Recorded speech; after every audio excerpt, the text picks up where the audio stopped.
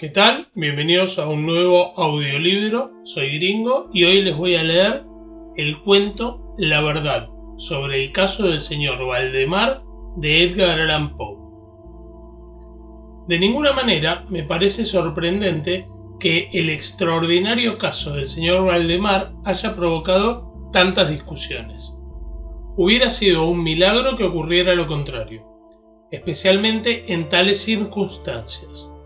Aunque todos los participantes deseaban mantener el asunto alejado del público, al menos por el momento, o hasta que se nos ofrecieran nuevas oportunidades de investigación, a pesar de nuestros esfuerzos, no tardó en difundirse una versión tan espuria como exagerada, que se convirtió en fuente de muchas desagradables tergiversaciones y, como es natural, de profunda incredulidad. El momento ha llegado desde que yo dé a conocer los hechos, en la medida que me es posible comprenderlos. Helos aquí sucintamente. Durante los últimos años, el estudio del hipnotismo había atraído repentinamente mi atención. Hace unos 9 meses se me ocurrió súbitamente que en la serie de experimentos efectuados hasta ahora existía una omisión tan curiosa como inexplicable. Jamás se había hipnotizado a nadie in articulo mortis. Quedaba por verse si, en primer lugar, un paciente en esas condiciones sería susceptible de influencia magnética. Segundo, en el caso de que lo fuera, si su estado aumentaría o disminuiría dicha susceptibilidad. Y tercero, hasta qué punto o por cuánto tiempo el proceso hipnótico sería capaz de detener la intrusión de la muerte. Quedaban por aclarar otros puntos, pero estos eran los que más excitaban mi curiosidad, sobre todo el último, dada la inmensa importancia que podían tener sus consecuencias. Pensando si entre mis relaciones habría algún sujeto que me permitiera verificar estos puntos, me acordé de mi amigo Ernst Valdemar, renombrado compilador de la Biblioteca Forensicka y autor, bajo el nombre de Plum de Isaac Marx, de las versiones polacas de Wallenstein y Gargantúa. El señor Valdemar, residente desde 1839 en Harlem, Nueva York, es o era especialmente notable por su extraordinaria delgadez, tanto que sus extremidades inferiores se parecían mucho a la de John Randolph, y también por la blancura de sus patillas, el violento contraste con sus cabellos negros, lo cual llevaba a suponer con frecuencia que usaba peluca. Tenía un temperamento muy nervioso que le convertía en buen sujeto para experiencias hipnóticas. 2 o 3 veces le había adormecido sin gran trabajo, pero me decepcionó no alcanzar otros resultados que su especial constitución me había hecho prever. Su voluntad no quedaba nunca bajo mi entero dominio, y por lo que respectaba a la clarividencia, no se podía confiar en nada de lo que había conseguido con él. Atribuía yo aquellos fracasos al mal estado de salud de mi amigo. Unos meses antes de trabar relación con él, los médicos le habían declarado tuberculoso. El señor Valdemar acostumbraba referirse con toda calma a su próximo fin, como algo que no cabe ni evitar ni lamentar. Cuando las ideas a que he aludido se me ocurrieron por primera vez, lo más natural fue que acudiese a Valdemar. Demasiado bien conocía la serena filosofía de mi amigo para temer algún escrúpulo de su parte. Por lo demás, no tenía parientes en América que pudieran intervenir para oponerse. Le hablé francamente del asunto, y para mi sorpresa noté que se interesaba vivamente. Digo para mi sorpresa, pues si bien hasta entonces se había prestado libremente a mis experimentos, jamás demostró el menor interés por lo que yo hacía. Su enfermedad era de las que permiten un cálculo preciso sobre el momento en que sobrevendrá la muerte. Convinimos pues en que me mandaría llamar 24 horas antes del momento fijado por sus médicos para su fallecimiento. Hace más de 7 meses que recibí la siguiente nota de puño y letra de Valdemar. Estimado P, ya puede estar venir. D y F coinciden en que no pasaré de mañana a medianoche, y me parece que han calculado el tiempo con mucha exactitud. Firmado Valdemar. Recibí el billete media hora después de escrito, y 15 minutos más tarde estaba en el dormitorio del moribundo. No le había visto en los últimos 10 días, y me aterró la espantosa alteración que se había producido en tan breve intervalo. Su rostro tenía un color plomizo. No había el menor brillo en sus ojos y tan terrible era su delgadez que la piel se había abierto en los pómulos. Expectoraba continuamente y el pulso era casi imperceptible. Conservaba, no obstante, una notable claridad mental y cierta fuerza.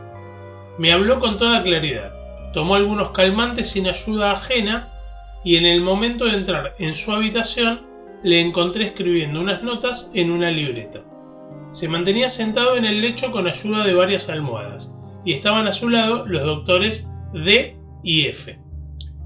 Luego de estrechar la mano de Valdemar, llevé aparte a los médicos y les pedí que me explicaran detalladamente el estado del enfermo. Desde hacía 18 meses el pulmón izquierdo se hallaba en un estado semióseo o cartilaginoso y, como es natural, no funcionaba en absoluto. En su porción superior el pulmón derecho aparecía parcialmente osificado, mientras la inferior era tan solo una masa de tubérculos purulentos que se confundían unos con otros. Existían varias dilatadas perforaciones, en un punto se había producido una adherencia permanente a las costillas. Todos estos fenómenos del lóbulo derecho eran de fecha reciente. La osificación se había operado con insólita rapidez, ya que un mes antes no existían señales de la misma y la adherencia solo había sido comprobable en los últimos 3 días. Aparte de la tuberculosis, los médicos sospechaban un aneurisma de la aorta, pero los síntomas de osificación volvían sumamente difícil un diagnóstico. Ambos, facultativos, opinaban que Valdemar moriría hacia la medianoche del día siguiente, un domingo. Eran ahora las 7 de la tarde del sábado. Al abandonar la cabecera del moribundo para comenzar conmigo, los doctores D y F se habían despedido definitivamente de él. No era su intención volver a verle, pero a mi pedido convinieron en examinar al paciente a las 10 de la noche del día siguiente. Una vez que se fueron, hablé francamente con Valdemar sobre su próximo fin, y me referí en detalle al experimento que le había propuesto. Nuevamente se mostró dispuesto e incluso ansioso por llevarlo a cabo, y me pidió que comenzara de inmediato. 2 enfermeros, un hombre y una mujer, atendían al paciente, pero no me sentía autorizado a llevar a cabo una intervención de tal naturaleza frente a testigos de tan poca responsabilidad en caso de algún accidente repentino. Aplacé, por tanto, el experimento hasta las 8 de la noche del día siguiente, cuando la llegada de un estudiante de medicina de mi conocimiento, el señor Theodore L., me libró de toda preocupación. Mi intención inicial había sido la de esperar a los médicos, pero me vi obligado a proceder primeramente por los urgentes pedidos de Valdemar y luego por mi propia convicción de que no había un minuto que perder, ya que con toda evidencia el fin se acercaba rápidamente. El señor L. tuvo la amabilidad de acceder a mi pedido, así como de tomar nota de todo lo que ocurriera. Lo que voy a relatar ahora procede de sus apuntes, ya sea en forma condensada o verbatim. Faltaban 5 minutos para las 8 cuando, después de tomar la mano de Valdemar, le pedí que manifestara con toda claridad posible, en presencia de L., que estaba dispuesto a que yo le hipnotizara en el estado en que se encontraba. Débil pero distintivamente, el enfermo respondió: sí, quiero ser hipnotizado, agregando de inmediato: me temo de que sea demasiado tarde. Mientras así decía, empecé a efectuar los pases que en las ocasiones anteriores habían sido más efectivos con él. Sentía indudablemente la influencia del primer movimiento lateral de mi mano por su frente, pero aunque empleé todos mis poderes, me fue imposible lograr otros efectos hasta algunos minutos después de las 10, cuando llegaron los doctores D y F, tal como lo habían prometido. En pocas palabras, les expliqué cuál era mi intención y como no opusieron inconveniente, considerando que el enfermo se hallaba ya en agonía, continué sin vacilar, cambiando sin embargo los pases laterales por otros verticales y concentrando mi mirada en el ojo derecho del sujeto. A esta altura su pulso era imperceptible y respiraba entre estertores, a intervalos de medio minuto. Esta situación se mantuvo sin variantes durante un cuarto de hora. Al expirar este periodo, sin embargo, un suspiro perfectamente natural, aunque muy profundo, escapó del pecho del moribundo, mientras cesaba la respiración estertorosa o, mejor dicho, dejaban de percibirse los estertores. En cuanto a los intervalos de la respiración, siguieron siendo los mismos. Las extremidades del paciente estaban heladas. A las 11:05 advertí inequívocas señales de influencia hipnótica. La vidriosa mirada de los ojos fue reemplazada por esa expresión de intranquilo examen interior que jamás se ve sino en casos de hipnotismo, y sobre la cual no cabe engañarse. Mediante unos rápidos pasos laterales hice palpitar los párpados, como al acercarse el sueño, y con unos pocos más lo cerré por completo. No bastaba esto para satisfacerme, sin embargo, sino que continué vigorosamente con mis manipulaciones, poniendo en ellas toda mi voluntad, hasta que hube logrado la completa rigidez de los miembros del durmiente, a quien previamente había colocado en la posición que me pareció más cómoda. Las piernas estaban completamente estiradas, los brazos reposaban en el lecho, a corta distancia de los flancos. La cabeza había sido ligeramente levantada. Al dar esto por terminado era ya medianoche, y pedí a los presentes que examinaran el estado de Valdemar. Luego de unas pocas verificaciones, admitieron que se encontraba en un estado insólitamente perfecto de trance hipnótico. La curiosidad de ambos médicos se había despertado en sumo grado. El doctor D decidió pasar toda la noche a la cabecera del paciente, mientras el doctor F se marchaba con promesa de volver por la mañana temprano. L y los enfermeros se quedaron. Dejamos a Valdemar en completa tranquilidad hasta las 3 de la madrugada, hora en que me acerqué y vi que seguía en el mismo estado que al marcharse el doctor F. Vale decir, yacía en la misma posición y su pulso era imperceptible. Respiraba sin esfuerzo, aunque casi no se advertía su aliento, salvo que se aplicara un espejo a los labios. Los ojos estaban cerrados con naturalidad, y las piernas tan rígidas y frías como si fueran de mármol. No obstante ello, la apariencia general distaba mucho de la de la muerte. Al acercarme, intenté un ligero esfuerzo para influir sobre el brazo derecho, a fin de que se siguieran los movimientos del mío, que movía suavemente sobre su cuerpo. En esta clase de experimento jamás había logrado un buen resultado con Valdemar, pero ahora, para mi estupefacción, vi que su brazo, débil pero seguro, seguía todas las direcciones que le señalaba el mío. Me decidí entonces a intentar un breve diálogo. «Valdemar, ¿duerme usted?», pregunté. No me contestó, pero noté que le temblaban los labios, por lo cual repetí varias veces la pregunta. A la tercera vez, todo su cuerpo se agitó con un ligero temblor. Los párpados se levantaron lo bastante para mostrar una línea del blanco del ojo.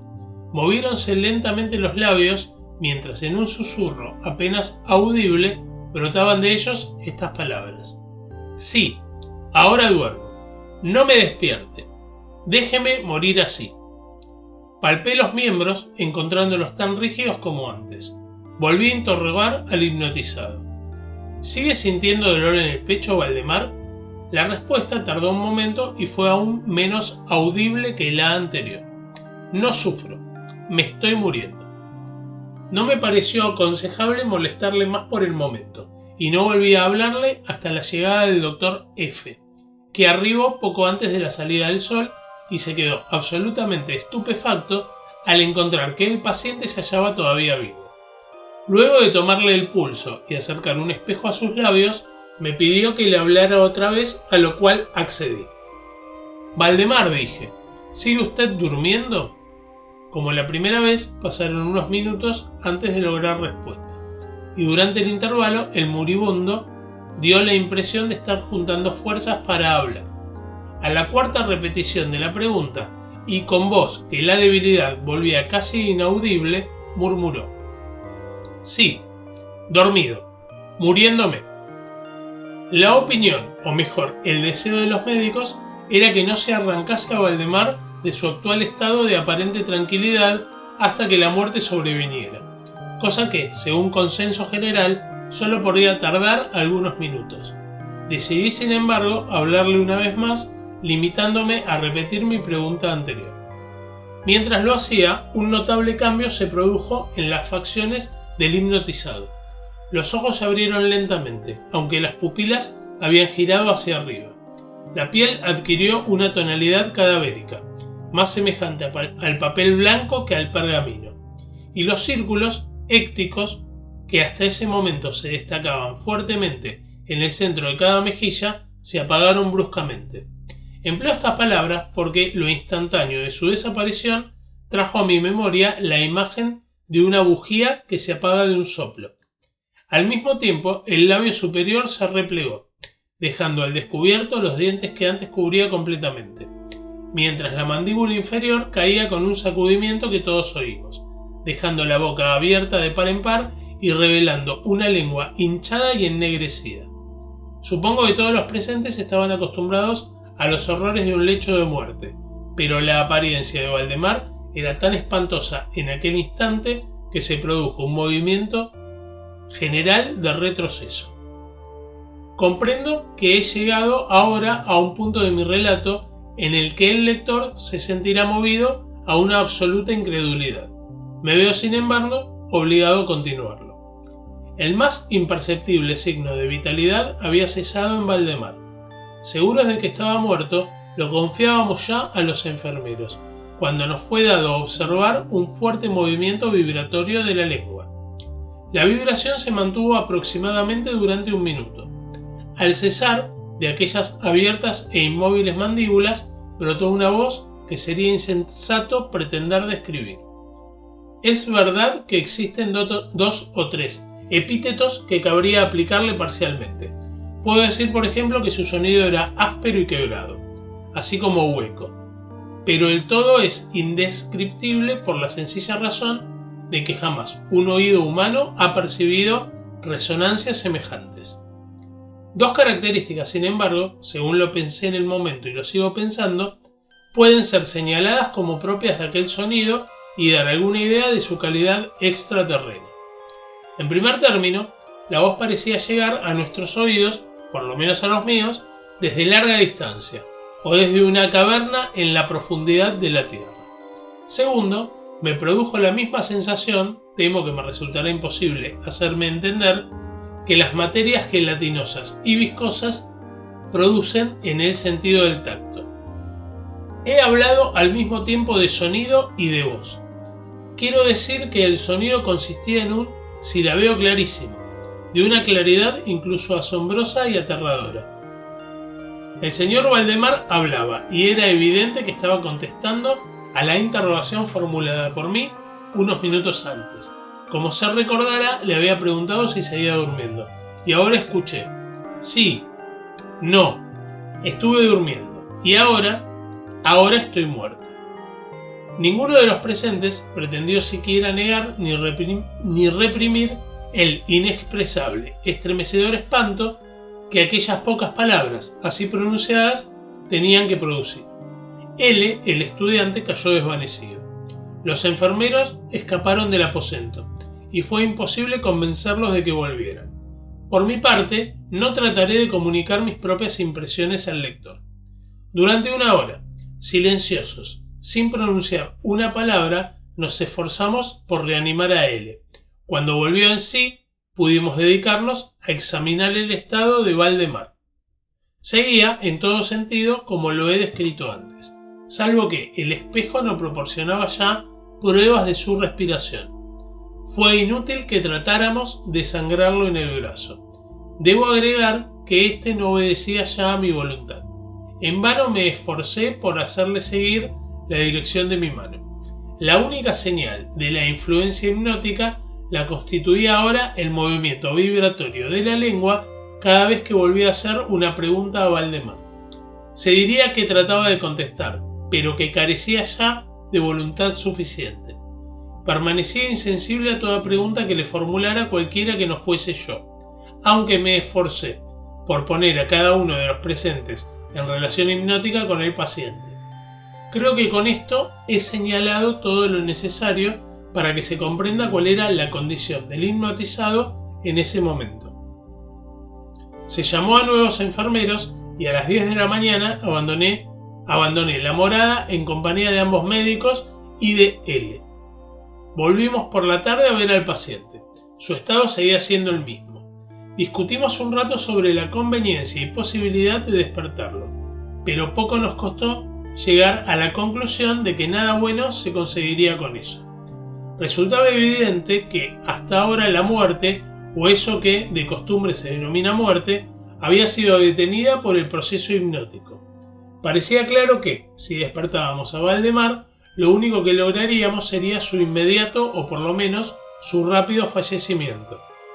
Desde ese momento hasta fines de la semana pasada, vale decir casi 7 meses, continuamos acudiendo diariamente a casa de Valdemar, acompañados una y otra vez por médicos y otros amigos. Durante todo este tiempo, el hipnotizado se mantuvo exactamente como lo he descrito. Los enfermeros le atendían continuamente. Por fin, el viernes pasado, resolvimos hacer el experimento de despertarlo, o tratar de despertarlo. Probablemente el lamentable resultado del mismo es el que ha dado lugar a tanta discusión en los círculos privados y a una opinión pública que no puedo dejar de considerar como injustificada. A efectos de librar del trance hipnótico al paciente, acudí a los pases habituales. De entrada resultaron infructuosos. La primera indicación de un retorno a la vida lo proporcionó el descenso parcial del iris.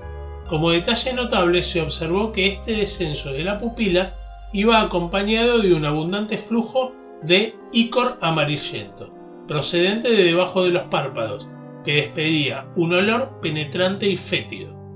Alguien me sugirió que tratara de influir sobre el brazo del paciente, como al comienzo. Lo intenté sin resultado. Entonces el doctor F expresó su deseo de que interrogara al paciente. Así lo hice con las siguientes palabras: «Señor Valdemar, ¿puede explicarnos lo que siente y lo que desea?». Instantáneamente reaparecieron los círculos sépticos en las mejillas.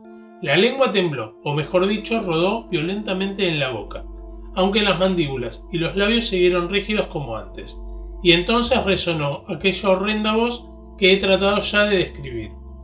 «Por amor de Dios, pronto, pronto, hágame dormir o despiérteme. Pronto despiérteme. Le digo que estoy muerto». Perdí por completo la serenidad y durante un momento me quedé sin saber qué hacer.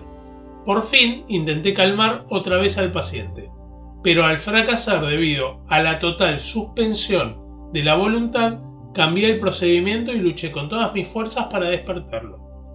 Pronto me di cuenta de que lo lograría, o por lo menos así me lo imaginé, y estoy seguro de que todos los asistentes se hallaban preparados para ver despertar al paciente. Pero lo que realmente ocurrió fue algo para lo cual ningún ser humano podía estar preparado.